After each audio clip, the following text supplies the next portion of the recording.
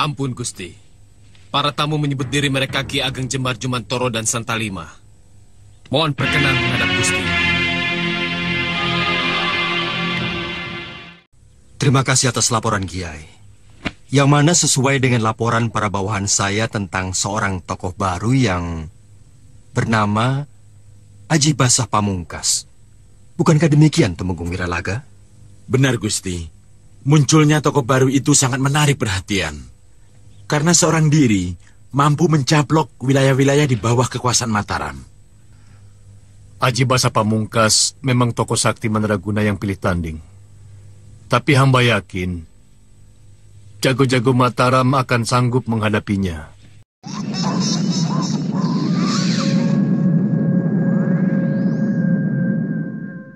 Dan hamba perintahkan jangan pulang sebelum bisa menemukan potongan kaki si Bargo atau Aji Basah Pamungkas. Bagus. Dan kamu? Hamba juga seperti itu, tuanku. Anak buah hamba, prajurit-prajurit pilihan, hamba sebar ke segala penjuru. Lapor, tuanku. Potongan kaki Bargo ada di desa Kunyit Asem. Melakukan huru-hara. Sudah 3 orang penduduk desa yang mati. Kurang ajar. Ayo berangkat. Di awal episode ini, kita menuju pada Kalagondang, di mana pada saat itu ia sedang berada di markasnya, Istana Serigala Merah, dan mengerahkan seluruh anak buahnya untuk membantunya mencari potongan kaki Bargo. Kini mereka pun telah menemukannya dan sedang menuju ke desa Kunyit Asem dengan terbang di atas awan. Di saat itu, potongan kaki Bargo tengah bertarung melawan salah seorang anak buah Kalagondang yang cukup tangguh. Namun kenyataannya sangat sulit untuk menundukkan kaki Bargo tersebut, sebab kesaktiannya sama dengan kesaktian Aji Basah Pamungkas. Lama-kelamaan, anak buah Kalagondang itu pun semakin terdesak dan keteteran, hingga akhirnya ia pun harus terpukul mundur. Tak lama kemudian, Kalagondang pun tiba dan langsung berhadapan dengan potongan kaki tersebut. Dan entah mengapa, setiap merasa kesulitan mengalahkan lawannya, potongan kaki itu pun lalu menghilang. Seperti ketika itu, di mana Kalagondang menjadi sangat kesal karena lagi-lagi potongan kaki Bargo itu pun lenyap dari pandangan, padahal ia belum mengeluarkan kesaktiannya. Di sisi lain, tampak Sultan Agung yang sedang memanggil Nyi Roro Kidul. Tampaknya ada sesuatu yang ingin dibicarakan oleh Raja Mataram tersebut terhadap penguasa Laut Selatan itu. Terima kasih, Ki Ajeng berkenan memenuhi panggilan saya. Kelihatannya ada sesuatu yang mengganggu pikiran Kanda Prabu. Benar, Ki Ajeng. Ada seorang tokoh sakti baru bernama Aji Basah Pamungkas yang kesaktiannya tidak tertandingi. Dia murid Ki Dadu Kumalasuti. Ki Dadu Kumalasuti? Dia masih hidup? Dia sudah mati. Tapi sebelum mati, sempat menurunkan semua ilmu kesaktiannya kepada murid tunggalnya, Aji Basah Pamungkas. Itu sebabnya tak ada seorang pun yang bisa menandingi kesaktian Aji Basah Pamungkas. Pantas. Malampir tokoh sakti Mandraguna Ratu Golongan Hitam itu takluk dan tunduk kepada Aji Basah Pamungkas. Hanya satu orang yang bisa menandingi kesaktian Aji Basah Pamungkas, yaitu Kanda Prabu. Saya? Iya, Kanda Prabu sendiri.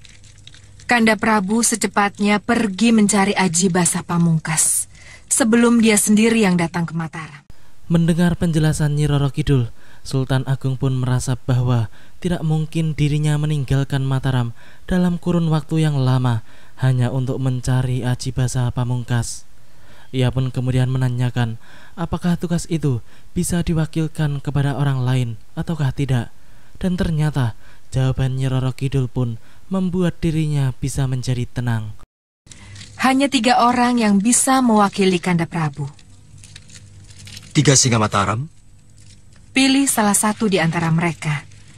Turunkan ilmu pamungkas Kanda Prabu kepadanya. Maka dia akan bisa menandingi kesaktian Aji Basah Pamungkas. Terima kasih atas petunjuk Ki Ajeng.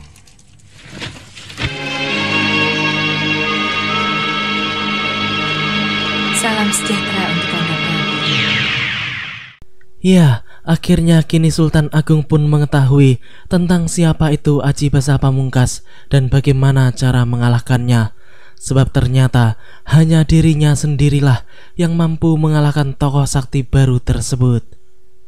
Di sisi lain, tampak rombongan Panglima Kumbang yang sepertinya telah sampai di wilayah Mataram. Mereka pun memasuki Gapura Kartasura yang merupakan ibu kota Mataram. Mungkin tidak ada setengah hari lagi bagi mereka untuk bisa sampai di keraton kalau tidak ada halangan.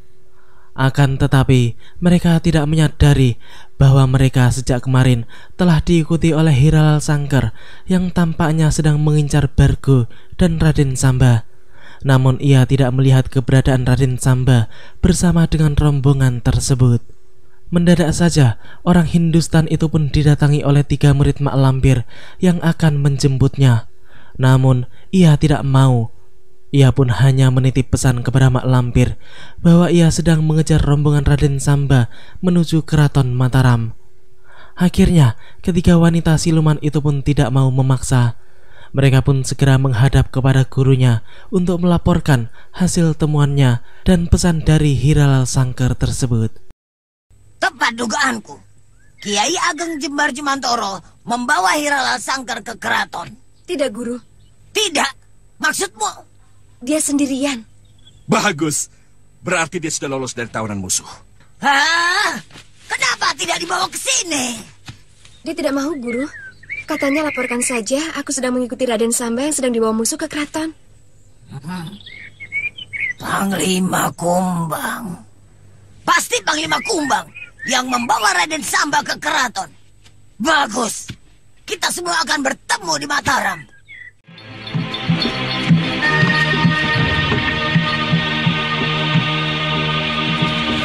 Berhenti. Mau kemana?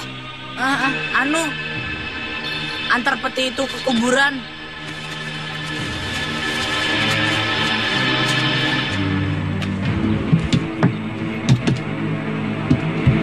Buka. Wah, jangan, Pak. Hei, kurang ajar. Di dalamnya ada orang mati, Pak. Mayat, orang mati. Buka.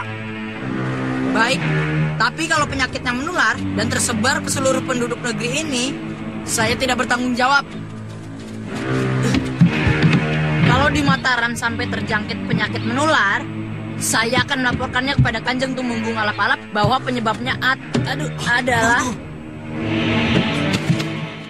Siasat Welu memang sangat masuk akal dan sangat cerdik, sehingga pasukan Mataram itu pun tidak jadi menyuruhnya untuk membuka peti yang berisi Raden Samba. Akhirnya para prajurit itu pun membiarkan rombongan Welu untuk terus berjalan tanpa harus membuka peti terlebih dahulu. Akan tetapi setelah mereka sampai di hutan sebelah timur kota raja, mendadak saja mereka dihentikan oleh 2 prajurit yang lainnya yang tampaknya memiliki pangkat lebih tinggi daripada penjaga yang baru saja menghentikan mereka. Untuk kali ini, siasat Welu pun tidak berjalan mulus karena kedua prajurit itu sama sekali tidak percaya dengan tipu dayanya. Mereka tetap ingin membuka peti yang dibawa walaupun telah ditakut-takuti oleh Welu, sehingga akhirnya mau tidak mau Welu dengan dibantu Truna pun terpaksa menghabisi keduanya. Pertarungan mereka berjalan sengit. Namun Truna dan Welu bukanlah tandingan 2 prajurit tersebut, sehingga mereka bisa mengalahkan lawan-lawannya itu dalam waktu yang singkat. Dan setelah beres, mereka pun segera melanjutkan perjalanan yang sudah tidak jauh lagi. Kini kita menuju Keraton Mataram, di mana pada saat itu Sultan Agung sedang mendapat laporan tentang adanya potongan kaki jahat yang menggegerkan Mataram. Sepotong kaki melakukan pembunuhan.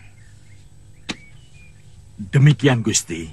Yang melakukan pembunuhan itu bukan seorang pembunuh, penjahat, atau perampok, melainkan hanya sepotong kaki. Aneh. Baru kali ini ada pembunuhan yang dilakukan oleh sepotong kaki. Bukan hanya aneh, Gusti, tapi juga sakti luar biasa. Sakti?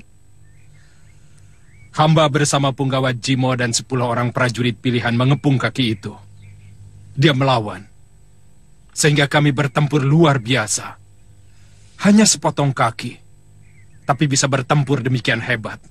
Bahkan bisa kabur, meloloskan diri dari kepungan kami. Apakah Kanjeng Temenggung pernah melihat ada gelang perak pada pergelangan potongan kaki itu? Ya, ada. Saya lihat dengan jelas. Potongan kaki itu memakai gelang perak. Berarti potongan kaki itu milik Bargo. Bargo? Siapa dia? Bargo adalah jin Habsi dari Hindustan. Terpaksa hamba potong kakinya untuk menyelamatkan dia dari pembantaian Aji Basah Pamungkas. Santalima pun ikut menjelaskan tentang asal-usul potongan kaki Bargo yang membuat kekacauan di mana-mana. Pemuda itu pun menceritakan dari awal ketika Bargo memakai gelang perak Aji Basah Pamungkas, lalu terbang bersama Kalagondang dan disedot oleh kekuatan dahsyat Aji Basah Pamungkas hingga terpaksa dirinya memotong kaki Bargo untuk menyelamatkan jin Hindustan tersebut. Si mata malaikat itu pun menambahkan bahwa ia sama sekali tidak mengira bahwa pada akhirnya potongan kaki itu malah membuat keonaran dan malapetaka bagi penduduk Mataram. Sultan Agung sedari tadi mendengarkan dengan saksama dan berusaha mencerna setiap ucapan si mata malaikat. Pantas kalau begitu. Potongan kaki itu menjadi sangat tangguh karena memakai gelang perak milik Aji Basah Pamungkas. Jadi kalau kita bertempur dengan potongan kaki itu, tidak ada bedanya kita bertempur dengan Aji Basah Pamungkas sendiri. Benar demikian, Gusti. Tidak ada pilihan lain. Kaki Bargo itu sudah sangat meresahkan masyarakat. Tidak bisa tidak. Dia harus segera ditangkap. Baik. Aku akan melakukan tindakan. Kamu, Tumenggung Wiralaga, dan juga kau Tumenggung Alap-Alap, segera tangkap potongan kaki itu. Sendiko, Gusti. Dan kau Pangeran Purbaya, segera tangkap Aji Basah Pamungkas. Sendiko, Gusti. Ya, Sultan Agung pun langsung memerintahkan 3 singa Mataram untuk mengemban tugas penting mengenai sepak terjang Aji Basah Pamungkas. Raja Mataram itu pun kemudian memberikan kebebasan kepada Ki Ageng Jembar Jumantoro dan Santalima untuk membantu keduanya, yaitu Pangeran Purbaya ataupun Tumenggung Alap-Alap dan Wiralaga. Di sisi lain, tampak Mak Lampir, Aji Basah Pamungkas dan Grandong yang di saat itu telah sampai di sekitar wilayah Mataram. Aji Basah Pamungkas pun kemudian menyuruh Mak Lampir untuk menyamar karena penampilan si Nenek Peot pastinya akan menimbulkan kecurigaan besar di kota Raja Mataram karena ia sudah sangat dikenal. Si Lampir itu pun setuju, namun tidak untuk saat itu, karena sebelum memasuki kota Raja Mataram, terlebih dahulu mereka akan melakukan serangan halus jarak jauh terhadap Sultan Agung di Keraton Mataram. Setelah berada di tempat yang aman, ketiganya pun kemudian menyatukan kekuatannya guna menyerang Sultan Agung. Tampaknya mereka tidak main-main. Mereka pun mengerahkan seluruh kekuatannya yang paling hebat, lalu menggabungkannya sehingga menciptakan sebuah kekuatan yang luar biasa dahsyat. Sementara itu, di Keraton Mataram, Sultan Agung sendiri pun sedang makan malam bersama dengan anak-anak dan permaisurinya. Mendadak saja, ia pun merasakan tentang adanya serangan gelap dari luar. Lalu ia pun berpamitan untuk menuju ruangan pribadinya guna menghadapi serangan licik tersebut. Akhirnya, pertarungan tingkat tinggi yang sangat seru pun terjadi.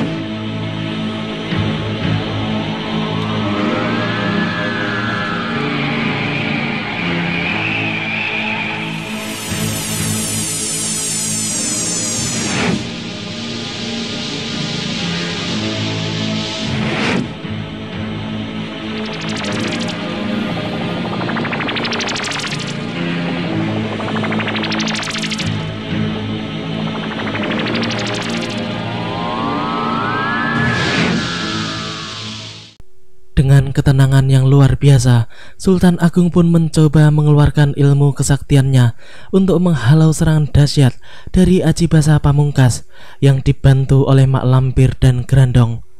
Perlu diketahui bahwa Sultan Agung bukanlah raja sembarangan. Ia adalah raja yang sangat sakti mandraguna, berwibawa, dan juga bijaksana. Orang-orang golongan hitam seperti Mak Lampir atau Grandong sama sekali bukanlah tandingannya. Mungkin Aji Basa Pamungkas memiliki ilmu yang sangat tinggi, namun Sultan Agung memiliki ilmu yang sulit untuk diukur. Hal itu akan terbukti dalam pertarungan hebat kali ini.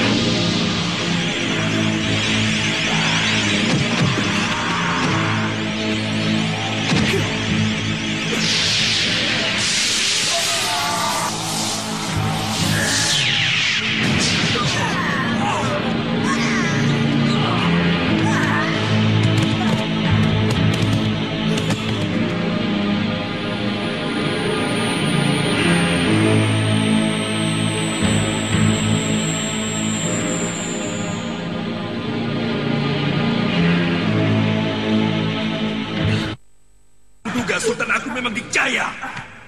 Tapi aku belum kalah. Ini baru permulaan. Besok aku akan masuk ke dalam keraton. Jangan nekat. Di dalam keraton Mataram penuh dengan orang-orang sakti. Aku tahu. Tapi sekedar menjajah. Tidak apa, bukan? Jangan ceroboh, Pamungkas. Dasar para pendekar licik yang sama sekali tidak mau mengakui kekalahannya dan keunggulan lawan. Aji Basa Pamungkas akhirnya kena batunya. Ia pun tampak sangat kecewa dan kesal atas kekalahannya kali ini. Padahal ia sudah dibantu oleh Mak Lampir dan Grandong. Namun semua itu tampak tidak berguna di hadapan Sultan Agung. Ia pun kemudian berencana untuk merusak Mataram dari dalam. Tokoh-tokoh sakti pembantu Sultan Agung akan dirusaknya satu persatu agar kekuatan Mataram menjadi tercerai-berai. Ia pun ingin menjadikan orang-orang penting Mataram menjadi budaknya. Pendekar sok paling sakti itu pun kemudian segera mengajak Mak Lampir dan Grandong masuk menuju keraton Mataram. Namun sebelum itu, Mak Lampir pun perlu merubah wujudnya menjadi wanita cantik seperti yang telah direncanakan sebelumnya. Sementara itu, di keraton Mataram tampak kehadiran Kiai Jabat, Guru Sembara, dan juga Kiai Basari yang mengejutkan Kiai Jembar Jumantoro yang secara tidak sengaja melihat kemunculan keduanya. Iya, rupanya mereka juga sama dengan kita, mau menghadap Gusti Sultan. Assalamualaikum. Waalaikumsalam. Rupanya kami keduluan. Kenalkan, ini sahabat kami, Kiai Jabat dan Kiai Basari.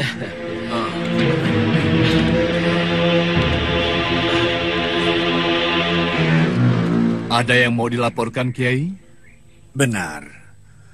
Mau melaporkan sepak terjang Aji Basa Pamungkas. Gusti Sultan sedang istirahat, tidak bisa diganggu. Tapi tidak apa-apa. Apa yang mau Kiai laporkan, sudah saya laporkan pada Gusti Sultan. Alhamdulillah. Sekarang jumlah kita banyak, jadi bisa dibagi beberapa kelompok, supaya pekerjaan kita cepat selesai. Sudah lama saya mendengar nama besar Andika berdua, Kiai Jabat dan Kiai Basari. Dengan ini saya minta Andika berdua membantu saya mencari Aji Basa Pamungkas. Dengan senang hati, Kanjeng Pangeran. Mari kita berangkat. Di malam itu, tampak Temenggung alap-alap dan Temenggung Wiralaga bersama para prajuritnya sedang bergerilya mencari potongan kaki Bargo. Namun sepertinya sulit untuk menemukan buruannya. Padahal sudah 2 malam itu mereka mencari sumber malapetaka tersebut. Akan tetapi, walaupun begitu, mereka pun tidak mau menyerah begitu saja, karena tugas mereka adalah tugas yang sangat penting demi kepentingan rakyat Mataram. Sementara itu, di tempat yang tidak jauh dari rombongan singa Mataram, tampak sepasang suami istri yang merasa diganggu oleh sesuatu yang mereka tidak ketahui apa dan siapa. Keduanya pun memeriksa rumah mereka, yang ternyata pintu rumahnya pun jebol seperti bekas dihantam oleh suatu benda yang sangat keras. Hal itu membuat keduanya menjadi heran sekaligus bertanya-tanya apa yang terjadi sebenarnya, sehingga membuat pintu rumah mereka bisa jebol seperti itu. Mendadak saja mereka terkejut bukan main setelah melihat di salah satu sudut ruangan itu ada potongan kaki Bargo. Tak lama berselang, muncullah Temenggung Alap-Alap yang langsung menghadapi potongan kaki Bargo itu, serta menyelamatkan kedua suami istri pemilik rumah.